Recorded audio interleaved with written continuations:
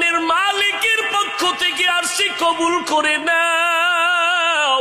তায়েফের বেঈমানেরা কয়, এটা তো সেই মুহাম্মদ মক্কার পাগল।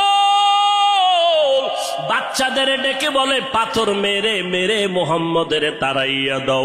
যেই নবীর শরীরের মধ্যে মশামাছি পড়া হারাম, মেঘের খণ্ড ছায়া দেয়, আমার নবী যেন কষ্ট না পায়, ওই শরীরের মধ্যে কাফেরের গোলামেরা এমন বৃষ্টির মতো পাথর মারতেছে, পাথর পরে পরে নবীর শরীর থেকে রক্ত প্রবাহিত হইয়া জুতা আটকাইয়া গেল।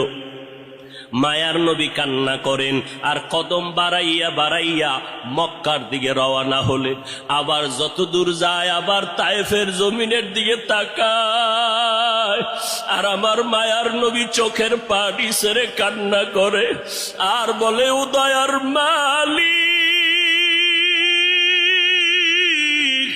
তুমি একটু এদের দিলে রহম দাও।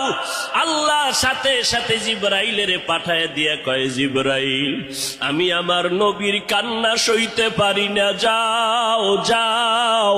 মুসা নবী আমার আশেক, ঈসা নবী আমার আশেক, ইব্রাহিম আমার আশেক, আর আমি আল্লাহ নিজে মুহাম্মদের আশেক, আমার নবীর কান্না সইতে পারি না, জলদি করে যাও রে জিবরাইল।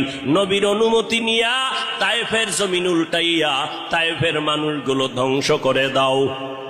জিবরাইল আমিন আইসা আমার নবীরে যখন বললেন, নবী বলে, খবরদার ও ভাই জিবরাইল, এই তায়েফের মানুষগুলোকে তুমি মারবা না রে ভাই, কারণ আমি দুনিয়াতে আসি রহমাতুল লিল আলামিন।